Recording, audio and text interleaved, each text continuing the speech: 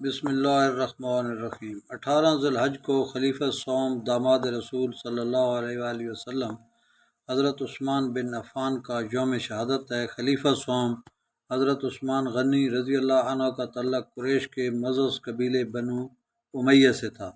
آپ کا نام عثمان کنیت ابو عمر اور لقب ذوالنورین تھا۔ سلسلہ نسب عثمان بن عفان بن ابو العاص بن امیہ بن عبد الشمس بن عبد مناف پانچویں پشت پر نبی کریم صلی اللہ علیہ وسلم سے جا کر ملتا ہے۔ آپ کی نانی جان ام حکیم البیضاء حضرت عبد المطلب کی بیٹی تھیں، جو حضور صلی اللہ علیہ وسلم کے والد ماجد حضرت عبداللہ کی سگی بہن تھیں۔ اس رشتہ کے لحاظ سے آپ کی والدہ حضور صلی اللہ علیہ وسلم کی پھوپھی کی بیٹی تھیں۔ آپ کی ولادت عام الفیل کے 6 سال بعد ہوئی۔ آپ ان خوش قسمت لوگوں میں سے ہیں جنہیں ابتدا میں اسلام قبول کیا۔ ابن اسحاق کے قول کے مطابق آپ نے حضرت ابوبکر صدیق کی دعوت پر اسلام قبول کیا۔ حضرت ابوبکر صدیق، حضرت علی اور حضرت زید بن حارثہ کے بعد مردوں میں چوتھے آپ ہیں جو مشرف بہ اسلام ہوئے۔ آپ رضی اللہ عنہ حیا کا پیکر تھے۔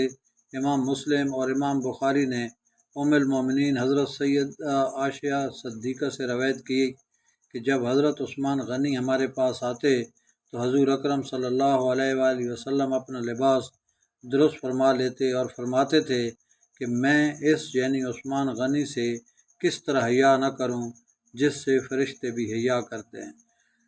آپ سخاوت، محاسن اخلاق، حلم و وقار، تقوی، طہارت اور حسن معاشرت میں اعلیٰ مقام پر فیض تھے۔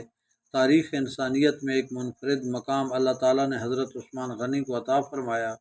سوائے آپ کے کسی نبی کی 2 بیٹیاں کسی امتی کے نکاح میں یکے بعد دیگرے نہیں آئیں۔ غزوہ بدر کے فوراً بعد جب حضور صلی اللہ علیہ وسلم کی پیاری صاحبزادی اور حضرت عثمان غنی کی اہلیہ حضرت رقیہ رضی اللہ عنہا کا وصال ہو گیا تو حضرت عثمان ان کی جدائی میں بہت غمگین رہا کرتے تھے۔ حضور صلی اللہ علیہ وسلم نے اپنی دوسری صاحبزادی حضرت ام کلثوم رضی اللہ عنہا کا نکاح آپ کے ساتھ کر دیا۔ آپ ام مسلمہ کے عظیم محسن ہیں۔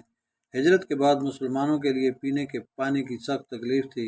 آپ نے ایک یہودی سے منہ مانگی قیمت ادا کر کے صاف شفاف پانی کا کنواں خرید کر مسلمانوں کے لیے وقف کر دیا۔ اس موقع پر آپ کو زبان رسالت مآب صلی اللہ علیہ وسلم سے جنت الفردوس کی خوشخبری ملی۔ مسجد نبوی شریف کی توسیع کے لیے 25,000 درہم کی ملکہ زمین خرید کر وقف کر دی۔ غزوہ تبوک کے موقع پر مدینہ طیبہ میں مسلمان تنگ دستی کا شکار تھے۔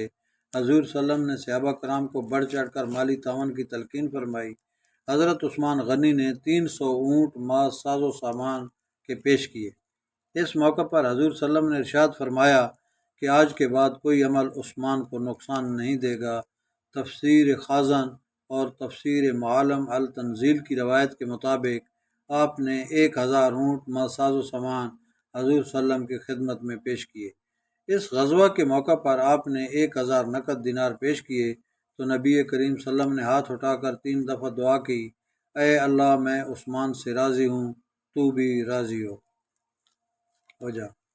اور صدیقی میں جب کا سالی کی صورت پیدا ہوئی تو آپ نے 1000 اونٹوں پر آنے والا غلہ محتاجوں میں تقسیم فرمایا، حالانکہ تاجر کئی گنا زیادہ قیمت پر خریدنے کے لیے تیار تھے۔ غزوہ بدر کے موقع پر آپ کی اہلیہ حضرت رقیہ سخت بیمار تھیں۔ ان کی تیمارداری کی وجہ سے آپ شریک نہ ہو سکے، لیکن حضور صلی اللہ علیہ وسلم نے آپ کو بدری صحابہ میں شمار کرتے ہوئے مال غنیمت میں سے حصہ عطا فرمایا۔ امام ترمذی حضرت انس سے روایت کرتے ہیں کہ بیعت رضوان کے موقع پر سیدنا عثمان غنی حضور اقدس صلی اللہ علیہ وسلم کی طرف سے سفیر بن کر مکہ گئے تھے کہ خبر مشہور ہو گئی کہ سیدنا حضرت عثمان غنی رضی اللہ عنہ شہید کر دیے گئے ہیں۔ حضور صلی اللہ علیہ وآلہ وسلم نے فرمایا کہ کون ہے جو حضرت عثمان غنی کا بدلہ لینے کے لیے میرے ہاتھ پر بیعت کرے گا۔ اس وقت تقریباً 1400 صحابہ کرام رضوان اللہ علیہم اجمعین نے حضرت عثمان غنی کے خون کا بدلہ لینے کے لیے حضور صلی اللہ علیہ وسلم کے ہاتھ مبارک پر موت کی بیعت کی۔ اس موقع پر خاتم النبیین حضور صلی اللہ علیہ وسلم نے اپنا ایک ہاتھ حضرت عثمان غنی کا ہاتھ قرار دیتے ہوئے دوسرے ہاتھ پر رکھ کر فرمایا کہ یہ بیعت عثمان کی طرف سے ہے۔ اس بیعت کا نام بیعت رضوان اور بیت شجرہ ہے۔ قرآن مجید میں اللہ تعالیٰ نے بیت رضوان کرنے والوں سے اپنی رضا اور خوشنودی کا اعلان فرمایا ہے۔ آپ کا شمار ان 10 جلیل القدر صحابہ کرام میں ہوتا ہے جنہیں نبی کریم صلی اللہ علیہ وآلہ وسلم نے دنیا میں جنت کی بشارت دے دی تھی۔ 2 مرتبہ آپ کو اللہ کے راستے میں ہجرت کی سعادت نصیب ہوئی۔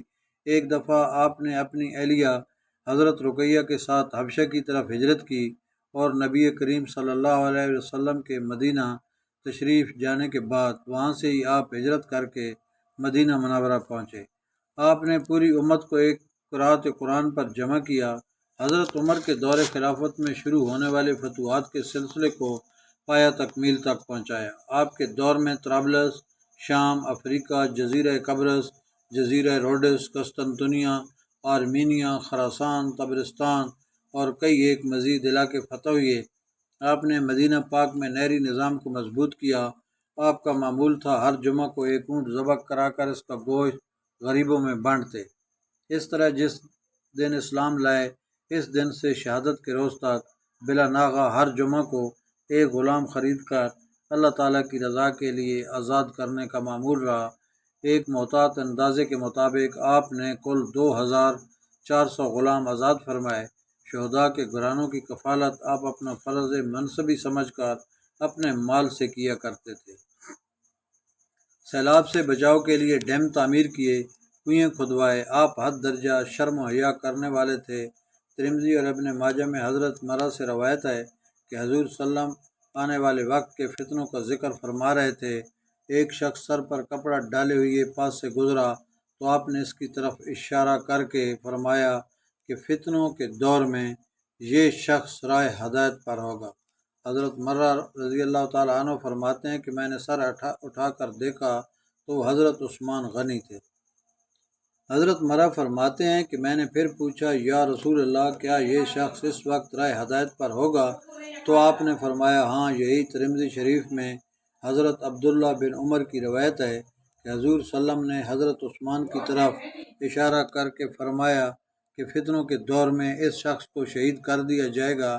حضرت عمر نے قاتلانہ حملے میں زخمی ہونے کے بعد اور اپنی شہادت سے پہلے خلیفہ کے انتخاب کے لیے 6 افراد کی کمیٹی بنائی تھی۔ ان میں حضرت عثمان، حضرت علی، حضرت طلحہ، حضرت زبیر، حضرت عبد الرحمن بن عوف اور حضرت سعد بن ابی وقاص رضی اللہ عنہم شامل تھے۔